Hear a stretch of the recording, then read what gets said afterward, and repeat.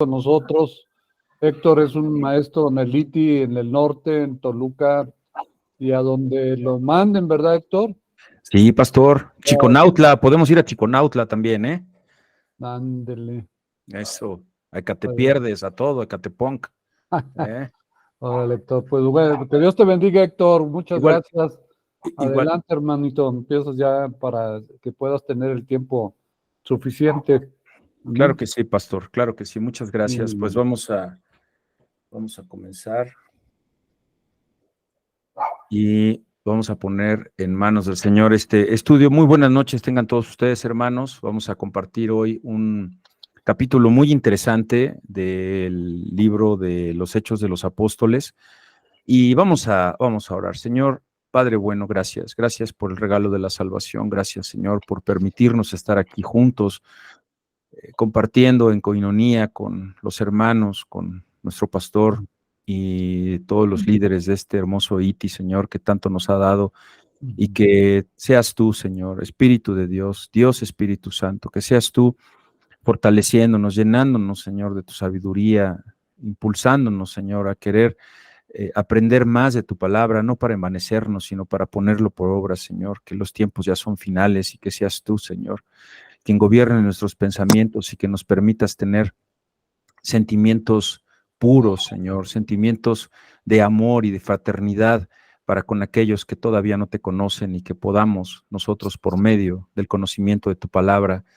presentarles un mensaje de salvación. En Cristo Jesús te lo pedimos y damos gracias. Amén. Amén, amén. Amén. Amén. Bueno, si quieres, aquí estamos. Muy bien, vamos a comenzar. Y miren ustedes, hermanos, que voy a hacer un pequeño contexto al respecto de esta clase porque es muy importante. Fíjense que es difícil, hermanos, y más ya como ministros, como pastores, comprender cómo pudo haber hipócritas en la iglesia primitiva tan cerca del tiempo de Pentecostés. Y hermanos, es difícil ver por qué personas que no son sinceras, sino que son egoístas, se unen a la iglesia en nuestros días y causan fricciones y divisiones. Miren ustedes que los psicólogos podrían tal vez decirnos que hay personas pequeñas que piensan que pueden parecer grandes o aparecer grandes en una congregación local y alcanzar los puestos de liderazgo que ellos jamás podrían lograr en la sociedad secular, ya que de esta manera encuentran una compensación por su sentimiento de inferioridad a sí mismo. Hay personas, hermanos, hermanas, personas orgullosas y acomodadas, estoy hablando económicamente, que quieren impresionar a la iglesia, que quieren impresionar a los ministros, a los hermanos que menos tienen y que lo quieren hacer a través de métodos falsos, por medio de su riqueza. Bueno, pues Ananías y Zafira pertenecían a esta categoría. ¿Por qué?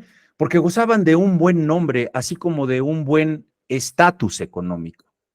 Hermanos, debemos resaltar cómo es que Satanás está atacando a los creyentes y al hacerlo usa un plan doble. Ponga mucha atención. El engaño que está haciendo Satanás es desde adentro y ha sido siempre. Lo vamos a apreciar en este capítulo 5 del libro de los Hechos, cómo desde dentro pretende destruir con la iglesia. Y también en este doble aspecto que les estoy hablando, se habla de la persecución que es desde afuera. Satanás es mentiroso y homicida desde un principio. Y en este capítulo lo vamos a ver operando en ambas esferas. El día de hoy vamos a estudiar este plan malévolo de oposición desde dentro de la iglesia, que incluso hoy día podría estarse dando en alguna de nuestras congregaciones. Y la escritura en los versículos del 1 al 16 nos muestran dos historias.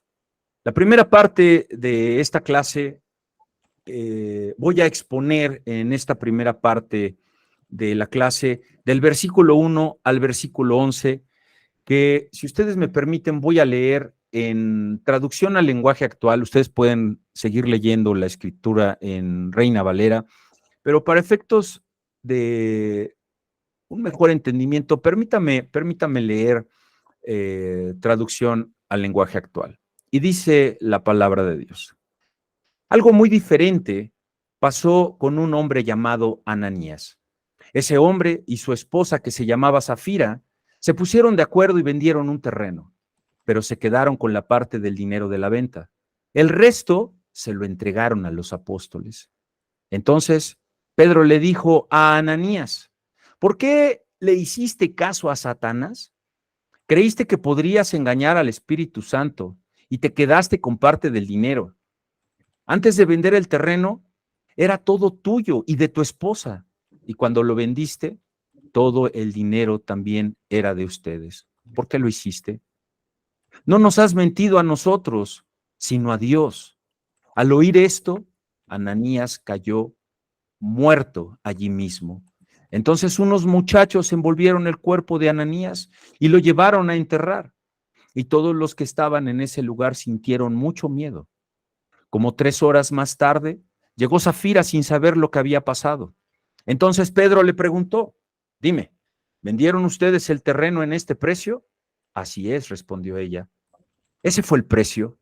Entonces Pedro le dijo: ¿por qué se pusieron de acuerdo para engañar al Espíritu del Señor? Mira, ahí vienen los muchachos que acaban de enterrar a tu esposo y ellos mismos te enterrarán a ti. Al instante, Zafira cayó muerta. Así que los muchachos entraron y se la llevaron para enterrarla junto a su esposo. Todos los que pertenecían a la iglesia y todos los que se enteraron de lo sucedido sintieron mucho miedo. Mis queridos hermanos, aquí tenemos delante de nosotros a Satanás operando como la serpiente que ha engañado y que ha operado siempre, usando a los creyentes desde dentro de la iglesia para estorbar la obra del Señor. ¿Cómo? Por medio del engaño. Vamos a pasar a Reina Valera. Y resulta que Ananías y Zafira querían tener la reputación de ser más espirituales de lo que realmente eran. Sintieron celo cuando los demás trajeron sus donaciones, y específicamente estamos hablando de un suceso que tenemos registrado en el capítulo 4, versículos 34 al 37, que dice así la palabra de Dios: así que no había entre ellos ningún necesitado. ¿Entre quiénes? Entre los discípulos, entre los apóstoles. Porque todos los que poseían heredades o casas las vendían y traían el precio de lo vendido. Y lo ponían a los pies de los apóstoles y se repartía a cada uno según su necesidad. Entonces José, a quien los apóstoles pusieron por sobrenombre Bernabé, que traducido es hijo de consolación, levita, natural de Chipre, como tenía una heredad, la vendió y trajo el precio y lo puso a los pies de los apóstoles. Por eso tenemos que en el capítulo 5, versículo 1, dice ese pero.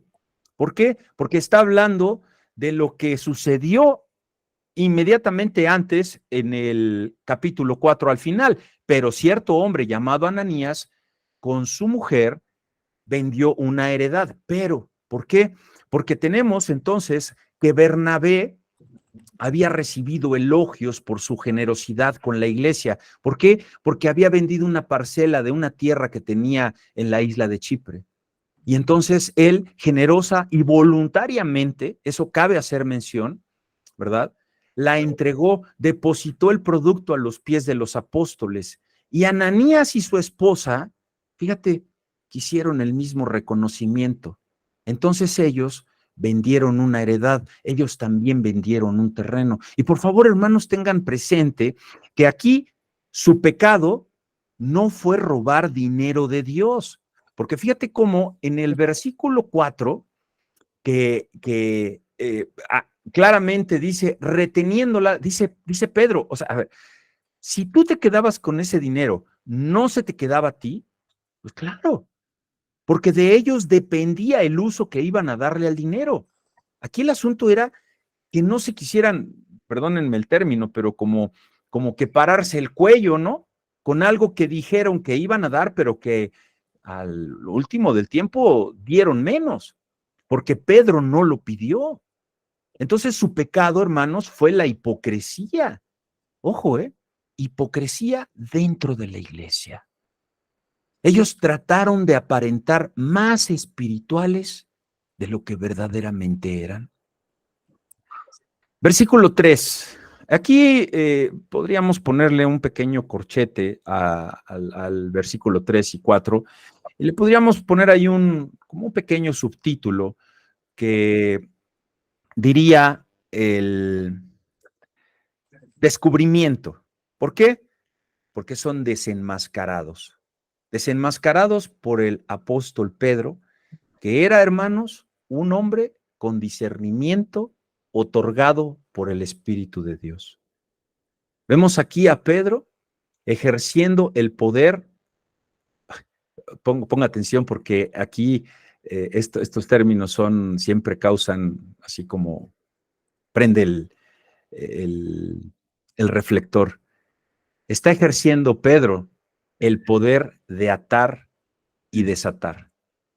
Ese poder que Cristo le había dado y que quedó escrito en Mateo capítulo 16, versículo 19. Vamos a leerlo y permítame presentarle, por favor, palabra de Dios para todos en Mateo. Vamos a buscarlo aquí. Mateo 16, 19. Porque basta con que busquemos otras traducciones para entender el fondo de lo que el Espíritu Santo quiso decir. Ya les explicaré por qué, en cuanto al contexto que hoy día, pues algunos hermanos o hermanas utilizan infundada y equivocadamente. Dice, palabra de Dios para todo. Palabra de Dios para todos. No la cambié, aquí está. 16, 19. Dice, y a ti te daré las llaves del reino de los cielos. No lo cambié, ¿verdad? Discúlpenme, por favor. Capítulo 16, 19. Perdón. Dice, te daré las llaves del reino de Dios. Y aquí viene la palabra, que es atar, que es juzgar. Así que lo que Pedro juzgare aquí en la tierra, si tú juzgas a alguien aquí en la tierra, Dios ya lo habrá juzgado en el cielo. Hermanos, le está hablando Cristo al apóstol. Y quien perdones aquí en la tierra, Dios también lo habrá perdonado en el cielo. A eso se refiere atar y desatar. Y no todos esos contextos equivocados que muchas veces escuchamos. Y traducción al lenguaje actual nos habla de autoridad en cuanto al principio. Dice, a ti, Pedro, te daré autoridad en el reino de Dios. Y viene aquí lo que va a atar, es una prohibición. Va a prohibir. Entonces dice, todas las cosas que tú prohíbas aquí en la tierra, desde el cielo, las prohibirá el Señor. Y las cosas que tú permitas, también Dios las permitirá. Porque este versículo, hermanos, les repito, puede generar confusión. Y les comento desde ahorita que también por cuestiones de tiempo y que no es el tema, no vamos a entrar al estudio del mismo. Bastó con que fuéramos a otras dos traducciones y que entendiéramos lo que el Espíritu Santo quiso decir con palabras actuales. Que no sea sacado de contexto. Solamente con otras dos traducciones va a quedar claro, porque es un versículo, hermanos, sumamente abusado y sacado de contexto por otros hermanos o hermanas que no profundizan en el estudio serio de las Escrituras. Regresamos al libro de los Hechos de los Apóstoles, capítulo 5. Versículo 3. Entonces, por lo que el pecado siempre se va a descubrir. Tenemos que estar ciertos y tener la certeza que ningún pecado ha de quedar oculto delante de los ojos divinos de nuestro Creador. Te podrás esconder del hombre, pero de Dios jamás. Esta pareja no mencionó nada abiertamente, pero el pecado terrible que habían cometido estaba en sus corazones. Mintieron al Espíritu de Dios, quien con toda gracia estaba obrando en los... Tienen ahí un micro abierto, si me pueden hacer favor de cerrarlo, se los voy a agradecer infinitamente. Es el Espíritu Santo guiándoles a vender una propiedad, sí, pero cuando la venden, ahí tenemos ya otro espíritu maligno que hace que sean codiciosos y que sean hipócritas, a sabiendas de que no iban a dar completo el valor de la heredad. Versículo 5 en adelante. Tenemos las muertes. Dice, al oír Ananías estas palabras, cayó y expiró. Punto y aparte. Notemos, hermanos, que este no fue un caso de disciplina eclesiástica. Entendamos como la disciplina eclesiástica aquella que recibimos de parte de nuestros pastores hoy día. Y en este caso, Dios fue quien lidió con los pecadores directamente. Estas dos muertes, hermanos santos y santas, ilustran la clase de juicio. Vaya preparando, por favor, Jeremías 23:5. Y mire cómo tenemos aquí al Señor advirtiendo que lo que le pasó a estas dos personas, que va a ser el tipo, la clase de juicio que Cristo hará durante el reino. Fíjese usted cómo dice Jeremías 23:5.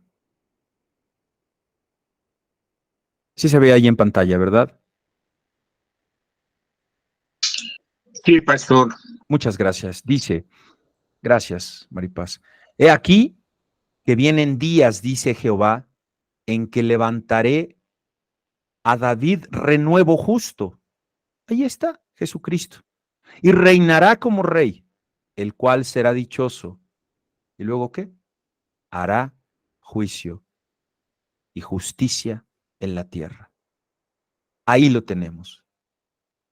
Ahí vemos cómo fue esa muerte súbita, ¡pum!, instantánea, que ni siquiera Pedro los maldijo, que ni siquiera Pedro les reclamó más allá de lo que los confrontó con su pecado, y vino la justicia de Dios. Anote, por favor, también ahí la cita de Apocalipsis. Le voy a dar una cita aquí muy, muy interesante. Apocalipsis 19, versículo 15, que dice, de su boca sale una espada aguda para herir con ella a las naciones, y él las regirá con vara de hierro.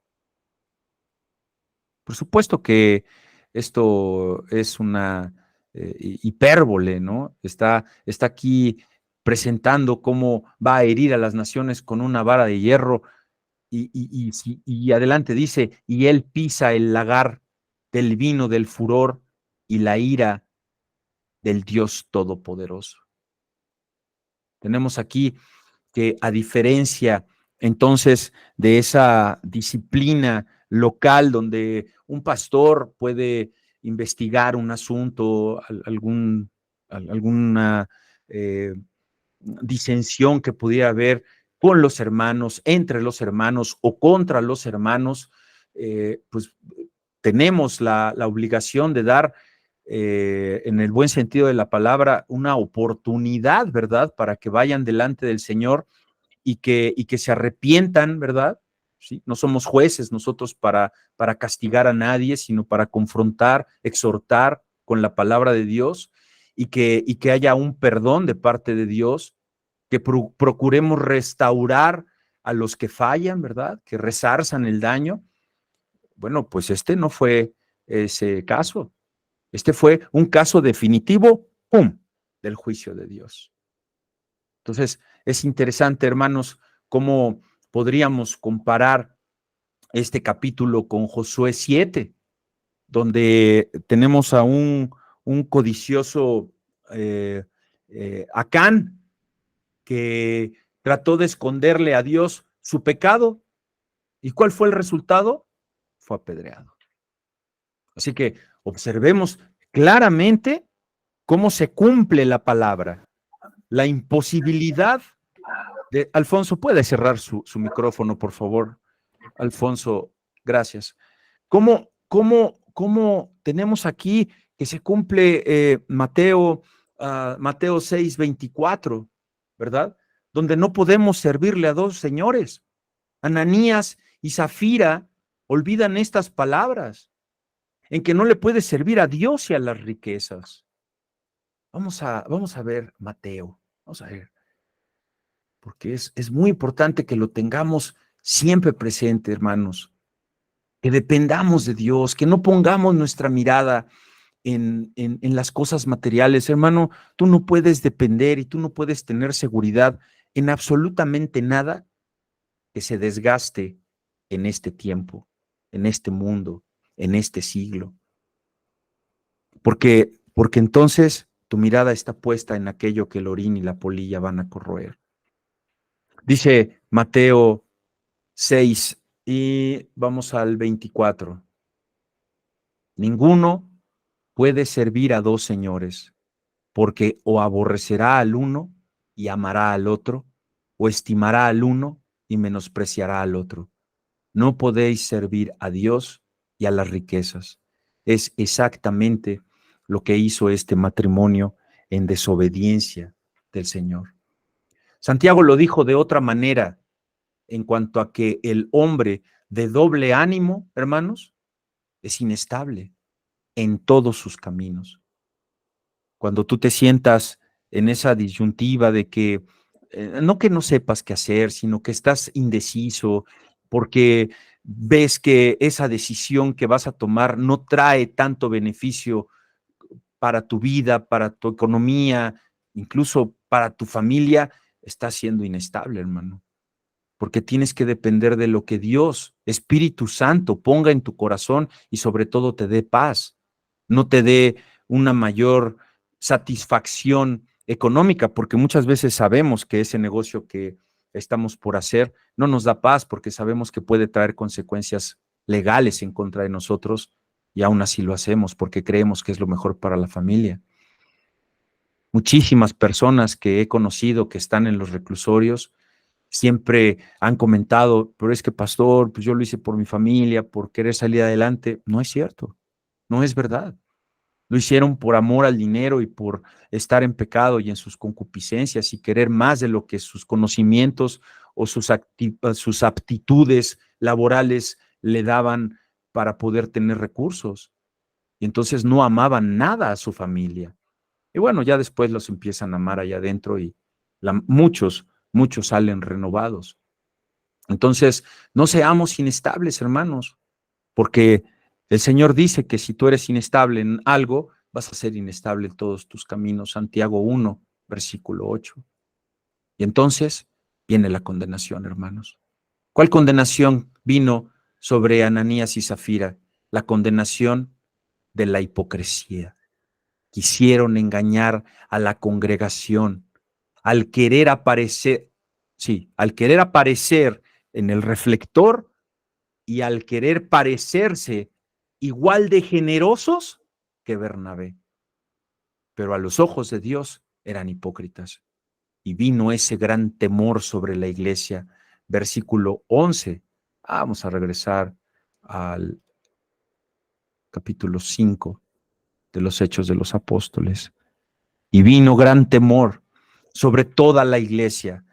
Fíjate bien, aquí hay una división y más adelante voy a puntualizarlo, pero ahorita me quedo en la parte A del versículo.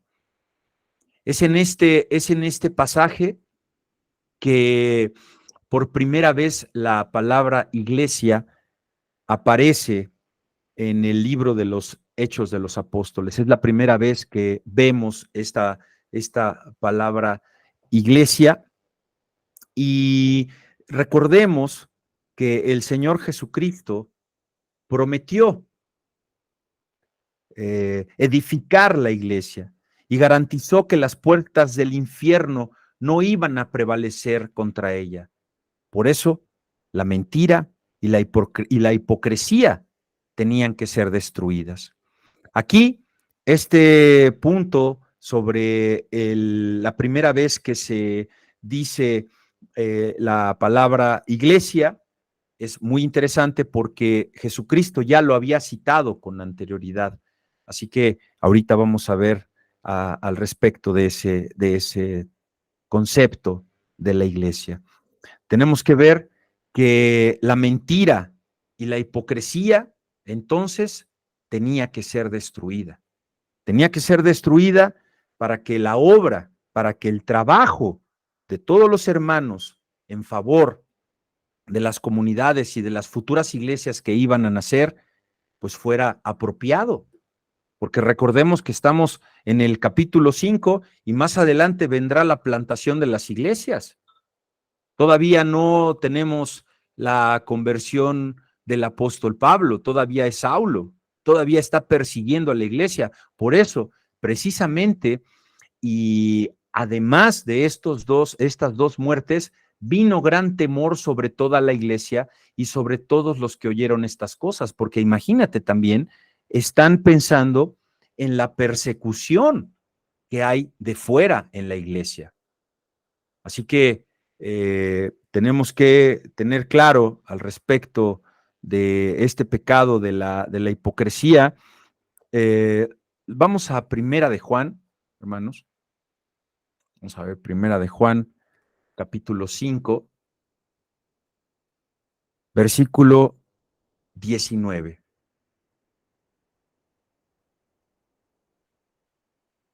Perdón, a ver, déjenme ver. 19. Primera de Juan, capítulo 5.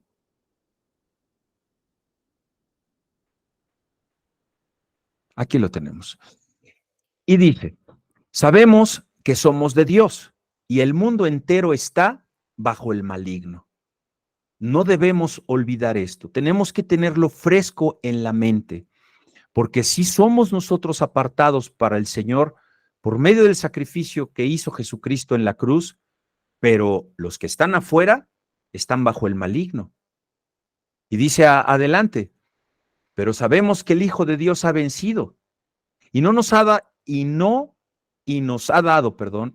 dado entendimiento para conocer al que es verdadero, no al Dios de este mundo con D minúscula, que más adelante vamos a ver, sino al Dios con D mayúscula, y que estamos en Él por medio de su Hijo, en su Hijo Jesucristo, que este es el verdadero Dios y la vida eterna. Versículo 20. Fíjese cómo vamos a segunda carta a los Corintios, capítulo 4, versículo 4.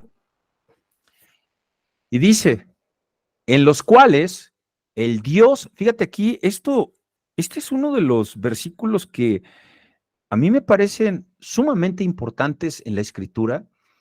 Cuando dejemos de estudiar promesas y el reino y toda la grandeza que tiene Dios para favor de los creyentes, es muy importante que también nosotros, estudiosos de la palabra de Dios, tengamos en cuenta.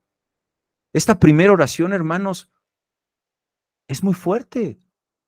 El Dios de este siglo. Y ya empezamos con problemas desde que trae una D minúscula. Porque el Dios de este siglo, que es Satanás, cegó el entendimiento de los incrédulos. Por eso mi familia y su familia incrédula no quieren recibir de lo que nosotros estamos estudiando y nos ven como personas que que estamos poseídas incluso por un diablo, por algo que nos está sacando de la realidad que debemos de vivir y que estamos locos porque estamos esperando una vida venidera, una esperanza en la resurrección venidera. Y esto es porque el Dios de este siglo, que es poderoso, no tanto como el que mora en nosotros, ¿verdad? Cegó el entendimiento de los incrédulos para que no les resplandezca la luz. Por eso están en tiniebla. ¿Cuál luz? La luz del Evangelio, de las buenas nuevas, de la gloria de Cristo, el cual es la imagen de Dios. El Dios de este siglo. Eso es delicado. Entonces, hasta que despertemos de nuestra oscurecida condición espiritual, más bien, hasta que despertamos de nuestra oscurecida condición espiritual y hasta que despierten aquellos que están en esa oscurecida condición espiritual, van a vivir o vamos a vivir en sincronización. Si no despiertan o si usted o yo no despierto de esa obscurecida condición espiritual, vamos a estar sincronizados con el presente siglo malo. Y lo peor es que vamos a estar sirviéndole al gobernante de ella. Dice la escritura en Efesios 2:2, que en otro tiempo anduvimos siguiendo la corriente de este mundo. Yo me declaro culpable de haber seguido la corriente de este mundo. Lo acabo de decir el sábado y lo volví a repetir el domingo en el sermón. Hermano, yo fui malo, malísimo. Y se cumplió la escritura en que el Señor rescató y sacó a lo vil y menospreciado del fango para avergonzar a los demás y que digan, ¿cómo es posible que este cuate ahora esté predicando la palabra de Dios? Sí, yo fui lavado, fui confrontado con mi pecado. Pero todavía hay aquellos que están siguiendo, dice Efesios 2:2, están siguiendo con la corriente de este mundo conforme al príncipe. Ojalá que lo pueda tener usted ahí en la escritura. Conforme al príncipe de la potestad del aire, el espíritu que ahora opera en los hijos de desobediencia. Hermano, hermana, tal vez usted, seguramente yo fui un Ananías, yo sí lo fui. Tal vez usted fue un Ananías o una Zafira, porque éramos lo que hoy mucha gente sigue siendo, amados y amadas, esclavos del diablo. Pero hoy, por la gracia del Padre y poder redentor de la sangre del Cordero, somos libres de ataduras y el Espíritu que nos gobierna es el Espíritu Santo, porque es mayor el que mora en nosotros que el que gobierna el mundo. Hay un grito, mis amados y amadas, resonante de libertad que sale de estas maravillosas páginas que dice, no os conforméis a este siglo, sino transfórmate por la renovación de tu entendimiento. No entiendes la palabra. Preguntamos cosas que hemos estado preguntando y preguntando desde hace años, simplemente porque no vemos otras traducciones o porque no leemos un estudio de teología sistemática o porque queremos que nos reconfirmen esa doctrina tan peculiar que genera tanta controversia en una conversación entre hermanos. Renuévate, hermano, que tu entendimiento sea renovado y no entres en discusiones vanas con los hermanos, edifiquémonos unos a otros. Complicado todo el mundo espiritual, incluso hoy más que nunca dentro de la iglesia evangélica.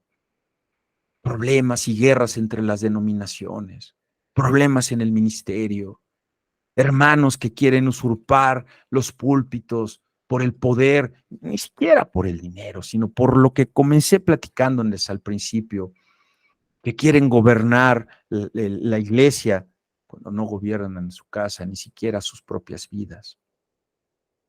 Tenemos el versículo 11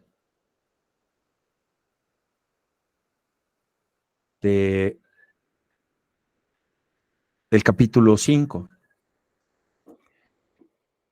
donde vemos que esta palabra iglesia que les comentaba en un principio, la tenemos por primera vez, y cabe hacer mención que este versículo 11 está concatenado con el versículo 5, y este versículo 11, mira, vino como a ampliar el versículo 5. Si se dan cuenta, mira, dice, y vino gran temor sobre toda, ahora sí, sobre toda la iglesia. Aquí vamos a hablar de la iglesia local y de la iglesia universal. Aquí está hablando de la iglesia universal y sobre todos los que oyeren estas cosas. La primera parte, donde dice que vino gran temor sobre toda la iglesia, es sobre los creyentes y sobre todos los que oyeron estas cosas, porque hubo no creyentes, hubo gente de otros pueblos que escucharon lo que había sucedido con Ananías y con Zafira, y eso generó miedo. Y fíjate cómo este versículo 11 viene a poner un lente, una lupa al versículo 5, cuando dice en la parte B que cayó y expiró Ananías, y entonces vino un gran temor sobre todos los que oyeron. Ahí, en ese momento, fue hacia la iglesia local. Entonces, tenemos que, regreso al versículo 11, que esta palabra iglesia viene del griego, es la palabra, ahorita se las digo, 1577 de su diccionario Strong, que es utilizada para designar a la comunidad cristiana.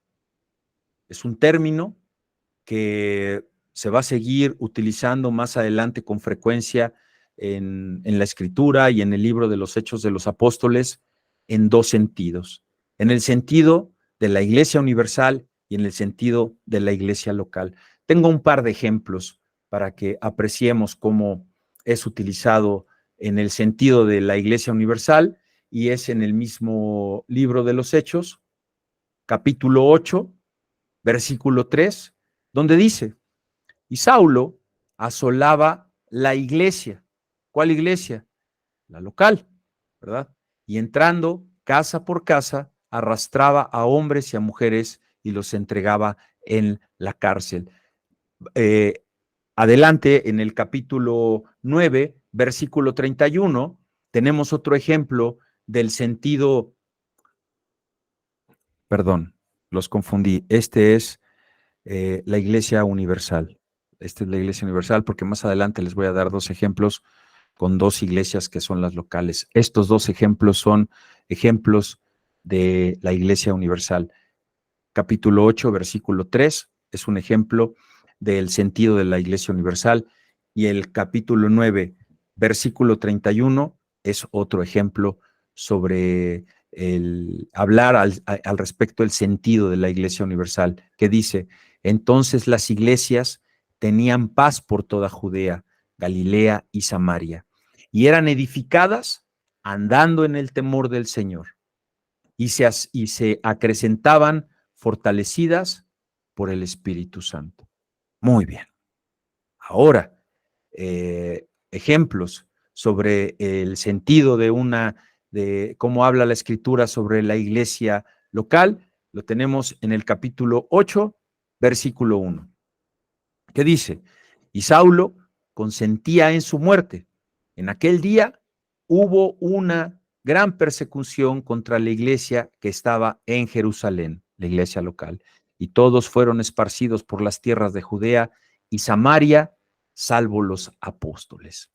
Así que el uso de este término ya lo habíamos escuchado también en el Evangelio de San Mateo, en el capítulo 16, en el versículo 18, en voz y palabras de nuestro Señor Jesucristo, cuando le dice a Pedro: yo también te digo que tú eres Pedro, y sobre esta roca edificaré mi iglesia, y las puertas del Hade no prevalecerán contra ella.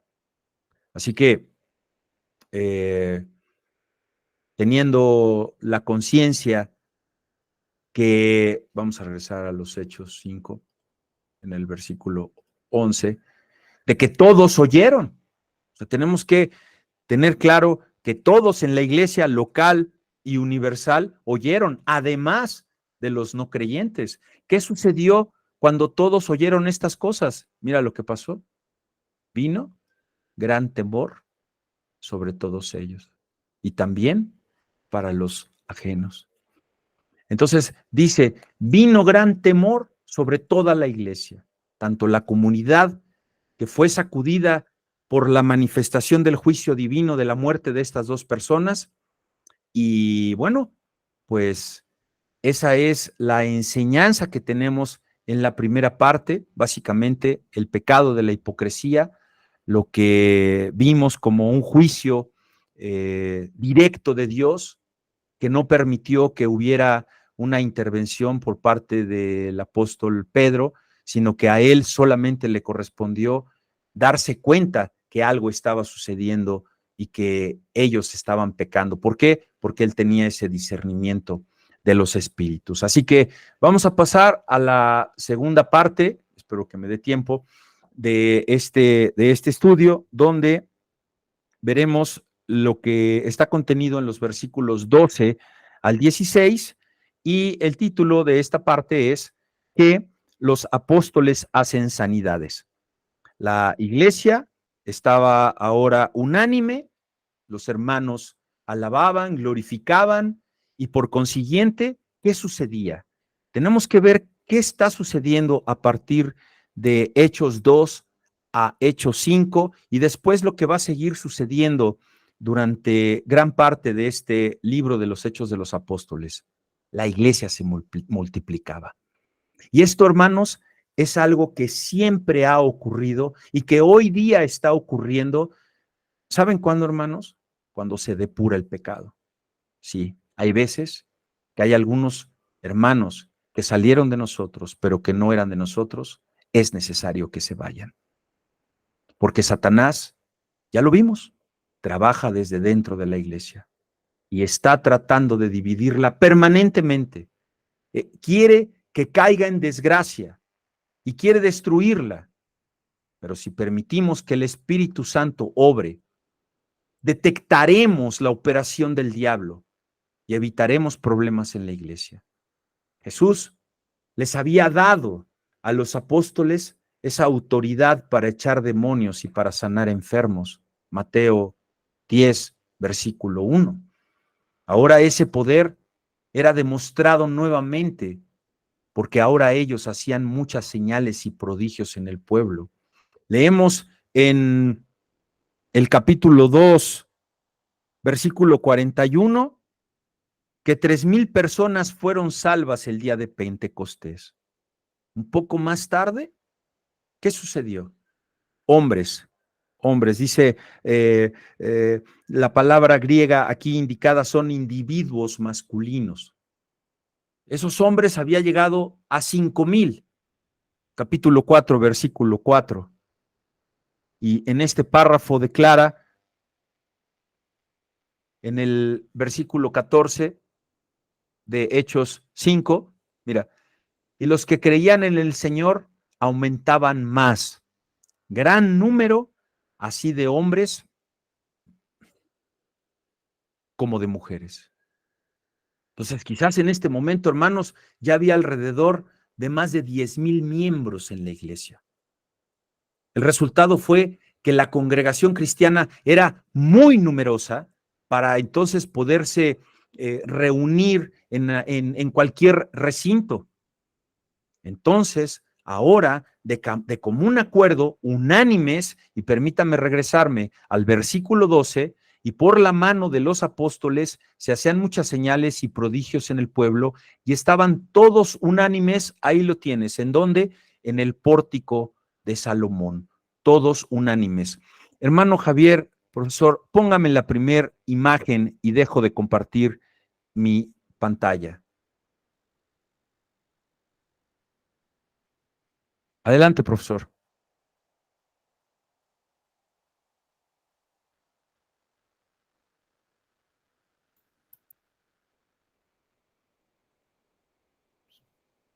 ¿Vamos, Javier? Terminó el estudio. No, estamos esperando una imagen. Bueno, parece ser que no la tiene. Voy a No, sí, ahorita va, la estoy proyectando. A ver, mire, vamos a hacer una cosa. Porque Voy a proyectarla. ya se había dormido el hermano Javier. No, no, pastor.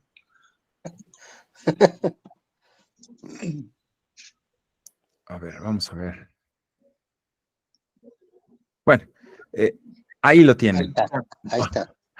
Muchas gracias. Muchas gracias. Aquí tienes lo que era el templo, ¿verdad? Y tenemos aquí, ¿se alcanza a ver mi? ¿No se ve? Perfecto, sí, se ve bien, se ve bien. Ahí está, ¿verdad? Entonces, tenemos que se trataba de una galería cubierta, como pueden ustedes ver, y si siguen pues la flechita, ¿no? En la parte superior derecha dice Pórtico de Salomón y nos dirige hacia una parte lateral, ahí en la imagen. Es muy curioso, ahorita les vamos a presentar la otra imagen, que es una galería cubierta con columnas. Esta es una imagen como aérea para que se aprecie todo. Póngame la siguiente imagen, profesor, donde tenemos el interior. Esta es una recreación que hicieron algunos eruditos allá en Israel, donde vemos las columnas sobre el lado oriental del área del templo, como la que ahora, pues seguramente aquí nuestro pastor Alex pudo ver allá en el muro occidental, el muro de los lamentos. Póngame la que sigue, profe, por favor. Sí, la estoy proyectando, pero no se ve. No se ve. A ver. Bueno, vamos a ver ahorita que venga. Les comento que era el atrio de los gentiles y ahorita vamos a ver. Ah, ahí ya quedó. A ver, ya se veía, pero ya se fue.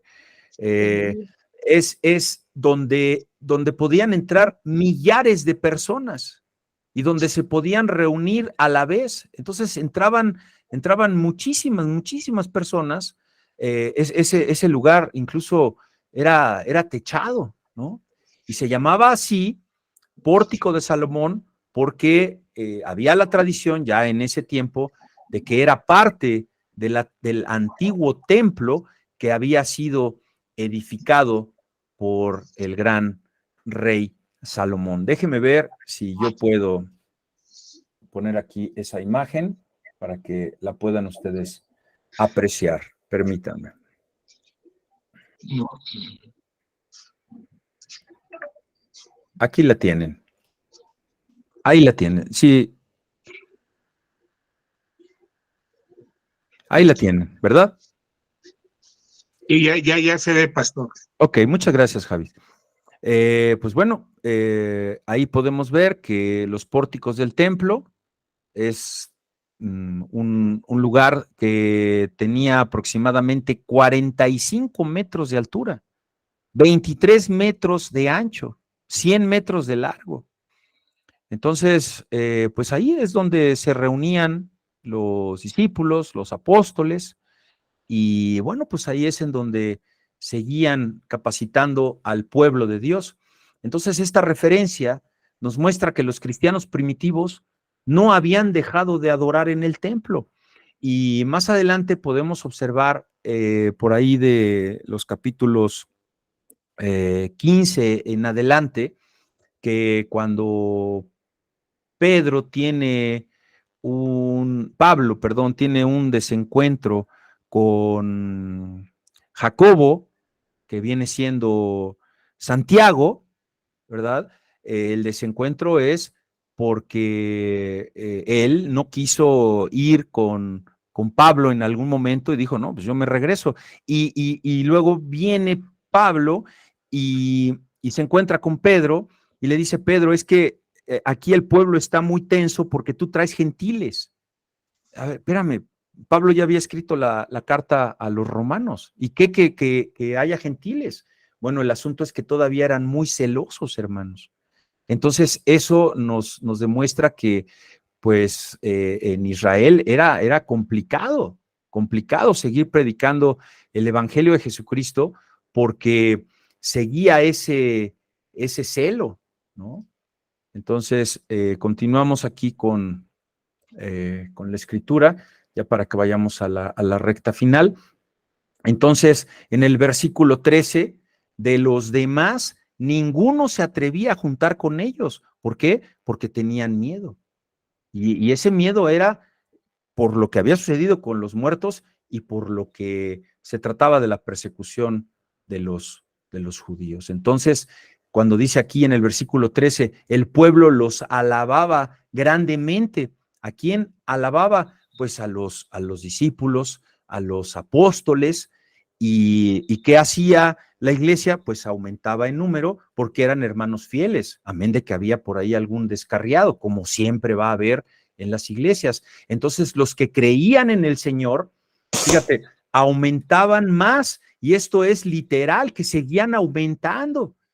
Y esto describe claramente el crecimiento de la iglesia.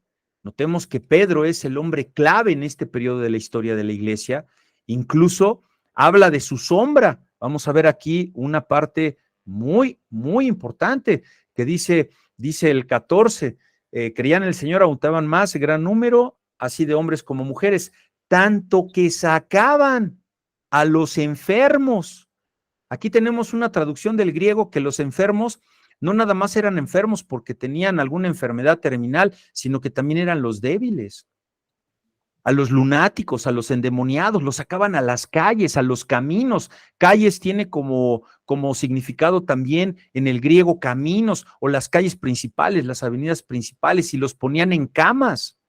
Y cuando dice la escritura camas y lechos, bueno, pues las camas eran para los adinerados, los que tenían una cama, pero los otros tenían lechos, lo que puede ser un catre, una colchoneta. Esta palabra lechos también se traduce como camillas y literal como catres. Estos enfermos eran sacados a las principales calles para que al pasar Pedro, a lo menos su sombra cayese sobre alguno de ellos. Nos encontramos aquí delante de una situación que sucedió similar y tenemos que ir al capítulo 19, versículo 12 del libro de los Hechos, que dice, de tal manera que aún se llevaban a los enfermos los paños o delantales de su cuerpo. ¿De quién? De Pablo. Prendas que Pablo llevaba puestas. Y esto que viene aquí adelante es de suma importancia, hermanos, porque dice que las enfermedades se iban de ellos. O sea, sí se curaban. ¿Ah? Y los espíritus malos salían. Entonces, cualquier pañuelo, cualquier delantal, cualquier prenda que Pablo había tocado, se los llevaban a los enfermos y se curaban. Pregunta, hermano, seria, ¿eh?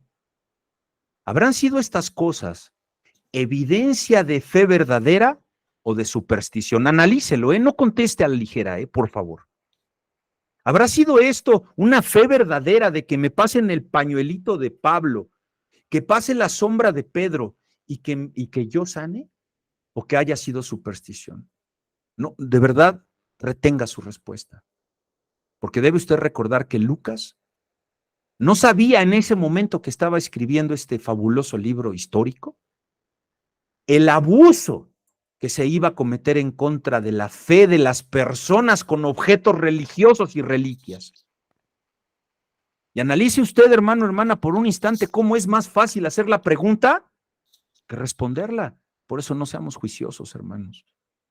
Porque Dios parece haber sido, escuche bien esto, Dios parece haber sido honrado por el sincero deseo expresado de esa manera de las personas. ¿Por qué? Pues porque todos eran sanados. Sí, se curaban. Hay un comentario muy serio, hermanos, de Frederick, ahorita le digo, Frederick Bruce, gran comentarista bíblico, que dice, la sombra de San Pedro era un medio tan eficaz como poder de sanidad, tal y como lo había sido el borde de la vestidura del Señor Jesucristo. La confianza que el pueblo de Jerusalén tenía en el poder milagroso de la sombra de Pedro había llegado a tales extremos que se esperaba conseguir la sanidad de los enfermos con el simple hecho de que su sombra cayera sobre ellos. Y luego, semejante a esto, se dice explícitamente que los enfermos, en el capítulo 5, no dice que se curaron con la sombra, pero en el capítulo 19 de Hechos, sí dice que se curaron con los pañuelos y delantales que eran llevados del cuerpo de Pablo. Entonces, si me ayuda Luis Valdemar con su micrófono, por favor. Cualquiera que sea el problema planteado para quien hoy día lee las escrituras de esta clase de milagros, hermano, este caso Lucas lo presenta como un hecho histórico, que no tenga que estar sucediendo, porque aunque las historias de algunos milagros parecen ser más admisibles que otras, si en realidad, y no voy a dudar de los milagros, pero escuche el comentario, si en realidad son posibles los milagros, que por supuesto son realidad los milagros hoy en día, entonces son posibles en cualquier extremo, si Dios quiere.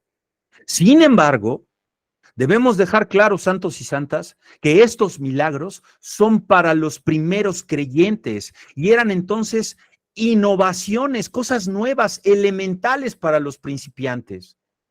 Jesús, ¿qué hizo? Jesús ejerció muchos milagros, pero también repetidamente protestaba contra la necesidad de la gente de ellos. Y esto lo tenemos claramente en el Evangelio de San Mateo, capítulo 12, versículos, déjame ver aquí, Mateo 12, versículos 38 y 39, que dice, entonces respondieron algunos de los escribas y de los fariseos, diciendo, Maestro, deseamos ver de ti señal. Jesús les respondió y les dijo, la generación mala y adúltera demanda señal. Hoy no tenemos que pedirse ese tipo de señales, pero señal no les será dada, sino la señal del profeta Jonás. Y tenemos algo muy interesante también en Marcos 13, versículos 4 al 6, que dice, dinos cuándo serán estas cosas y qué señal habrá cuando todas estas cosas hayan de cumplirse.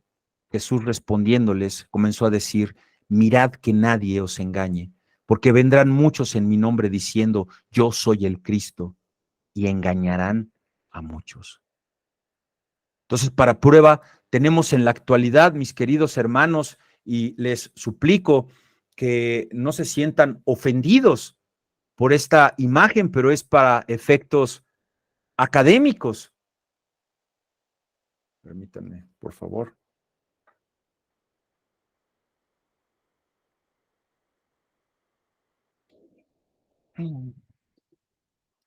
Que actualmente se utiliza, lo pongo,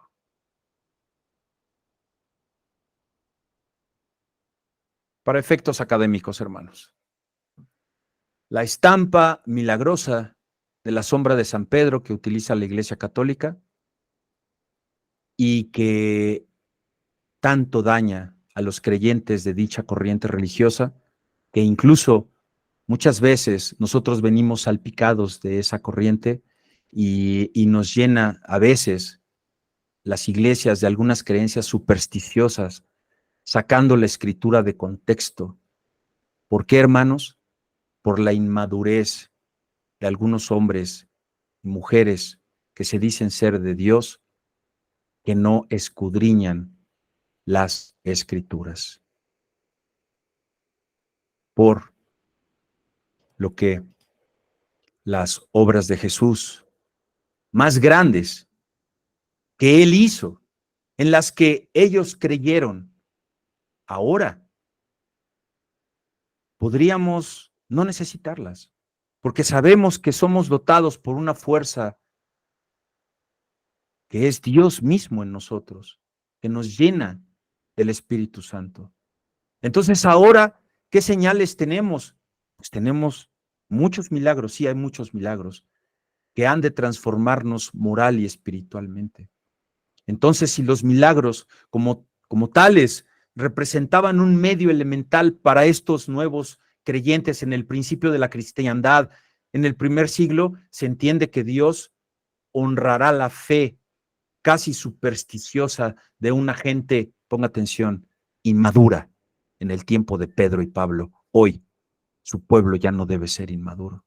Para eso estamos, los que estamos enseñando y estamos participando.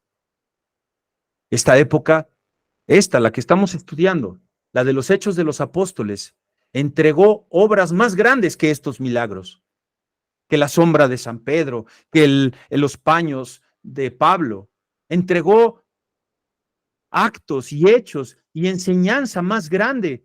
Y es entonces donde nosotros tenemos que poner nuestra mirada, porque para algunos hoy en día sobrevive este método elemental de milagros por medio de cosas, lo cual es una expresión, permítame decirlo, pervertida de la adoración de las reliquias, esas reliquias dudosas de los santos ya fallecidos, de que se atreven a decir que tienen una astilla de la cruz del Salvador, que tienen una espina de la corona de espinas y un clavo con el que crucificaron a Jesús, túnicas, mantos, cabellos, incluso hasta ciertas ceremonias de imposiciones de manos, imágenes milagrosas, incluyendo tristemente usar indebidamente la sangre de Cristo. El escritor de Hebreos, y con esto cierro, amados y amadas, inspirado por Dios el Espíritu Santo, en su capítulo 5, versículos del 11 al capítulo 6, 2, nos lo deja claro.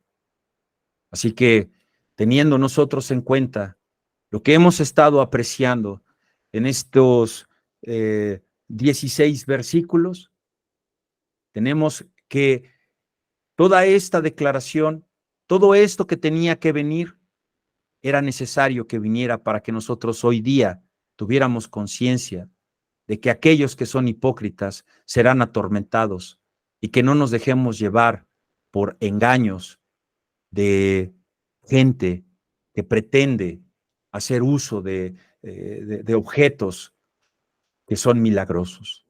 Mis amados hermanos, no me resta más que darles las gracias, que el Señor les bendiga, que podamos continuar en libertad de culto, ¿verdad? Esa debe ser nuestra oración, hermanos, porque los tiempos son difíciles. Así que, si me permiten orar para terminar esta clase, se los voy a agradecer mucho. Padre bueno, gracias por tu palabra, gracias, Señor, porque es el poder de tu evangelio que nos ha de llevar al conocimiento y a que se nos caigan esas como escamas de los ojos que muchas veces no nos dejan ver más allá de nuestro egoísmo y tal vez de esa hipocresía de ser sepulcros blanqueados. Que seas tú sacudiéndonos, Señor, a través de estas clases, que nos permita seguir adelante en la carrera para poder concluir victoriosos delante de ti, Padre amado, por medio del sacrificio de tu Hijo Jesús y Espíritu Santo. Sigue consolándonos, Señor, para tener fuerza y tener esa fortaleza de seguir en este mundo que es gobernado por el Dios de las tinieblas. En Cristo Jesús te lo pedimos y damos gracias.